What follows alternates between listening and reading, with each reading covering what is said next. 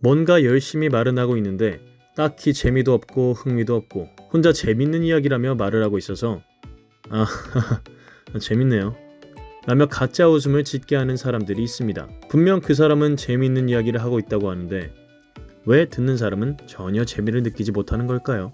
주변에 한 명씩은 꼭 있는, 분명 말은 열심히 하는데 딱히 재미가 없는 사람들은 왜 그런지 그 특징 두 가지를 알아볼까요? 이 두 가지만 알고 고친다면 여러분은 말을 한층 더 재미있게 하는 사람이 되어 있을 겁니다. 그럼 지금부터 파고 들어볼까요? 얼마 전 저는 친구와 함께 밥을 먹은 적이 있는데요. 그 친구가 밥을 먹던 중 저에게 아 맞다, 야 나 이번에 진짜 웃긴 일 있었잖아 라며 이야기를 시작했습니다. 친구는 어릴 적 동창들을 만나 그 당시 있던 이야기를 했다고 했습니다. 그런데 친구가 하는 이야기를 듣고 있자니 별로 재밌는 이야기는 아닌 것 같은데 라는 생각이 들었습니다. 하지만 친구는 재미있어하며 이야기를 이어나갔고 저는 아 그래? 야 뭐 그런 일이 있었냐? 라는 식의 형식적 가짜 웃음과 함께 맞장구를 쳐주었습니다. 그렇게 밥을 먹고 친구와 헤어진 후 문득 그런 생각이 들었습니다. 왜 친구의 이야기가 재미없었을까? 조금 생각해보자 그 이유를 알 수 있었습니다. 우선 친구의 이야기가 재미없던 첫 번째 이유는 그 친구의 이야기에 전혀 내가 공감할 만한 부분이 없었다는 것입니다.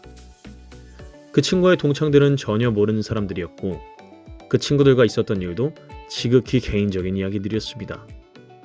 사람들은 자신과 비슷한 상황, 비슷한 경험에 대해 좀 더 적극적으로 반응하는 경향이 있습니다. 반면에 자신과 관계가 없는 이야기일수록 흥미와 관심도는 점점 떨어지게 되겠죠. 제가 친구의 이야기를 듣고 재미없는 이야기라고 느낀 것은 저와의 관련도가 전혀 없는 이야기였기 때문입니다. 아마 친구가 한 이야기가 저에게도 비슷한 일이 있었던 것이라면 더 흥미로운 이야기로 들렸을 것입니다. 여러분도 친구들 혹은 새로운 사람들을 만나 이야기를 할 때 상대방도 공감할 수 있는 부분이 있는 이야기를 하신다면 이야기가 더 재밌어지고 상대방이 좀 더 여러분의 이야기에 집중해서 듣는 모습을 보실 수 있을 것입니다. 친구와의 이야기가 재미없던 두 번째 이유는 바로 이야기에 순서가 없었다는 것입니다. 이야기에 순서가 없었다는 게 무슨 말이냐고요? 예를 들면 이런 것입니다. 야 아니 내가 친구들 오랜만에 만나서 술 마셨잖아. 근데 얘가 옛날에 있던 이런 얘기를 하는 거야. 그 전에 야 오랜만에 만났는데 신기하게도 별로 어색하진 않더라고. 그건 그렇고 술 먹기 전에 야 우리 밥 먼저 먹었는데 이런 식으로 이야기하는 것은 듣는 상대방으로 하여금 이야기의 맥락을 이해하지 못하게 하고 이야기가 어수선해 집중도를 떨어뜨리게 됩니다. 이런 대화 방식은 한마디로 본인만 재밌는 대화가 되는 것이죠. 이렇게 이야기의 순서 없이 말하는 것보다는 어느 정도 순서가 있이 말을 해야 상대방 입장에서도 야 그래서 어떻게 됐는데? 라며 대화에 집중할 수 있게 되고 이야기를 하면서 중간중간 질문도 하며 서로 소통이 될 수 있는 것입니다.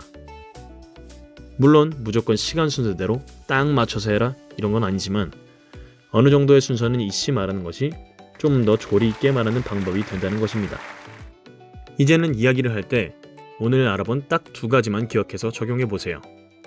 공감대가 있는 이야기와 순서가 있는 이야기. 여러분은 이 두 가지만으로도 충분히 재미있는 대화를 만들어 나갈 수 있는 사람이 될 것입니다.